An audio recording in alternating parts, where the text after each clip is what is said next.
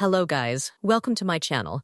Today I will show you how to fix KB5077241 Not Installing errors 0x80070005, 0x80240008, and 0x80070020 on Windows 11.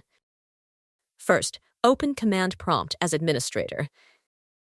Copy and run the first repair command from the video description and press Enter. Wait for the scan to complete. Then run the second command, and after that, the third command. Once all scans finish, restart your computer and check for updates again. If still not working, go to Settings, Windows Update, pause updates. Resume updates, then try installing again. Next, open Services. Find App Readiness. Set it to automatic. Click Apply. Start. OK. Restart. Do the same for Background Intelligent Transfer Service and Windows Update Service. Now go back and click Retry Update. If the problem continues, open Microsoft Update Catalog in your browser. Search KB5077241. Check your Windows version. Press Windows plus R and type WinVer. Then hit OK.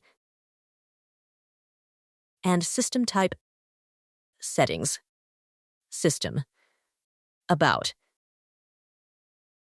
Download the correct file, install it manually, and restart PC. If still not fixed, go to Settings. Windows Update. Advanced Options. Recovery. Fix problems using Windows Update. Reinstall. Last step is using Media Creation Tool from Microsoft website. Download tool. Select ISO. Run Setup. Keep personal files and apps checked. Install. Restart PC after installation. One of these methods should fix the issue. That's it. Thank you so much for watching. Please like this video and subscribe to the channel.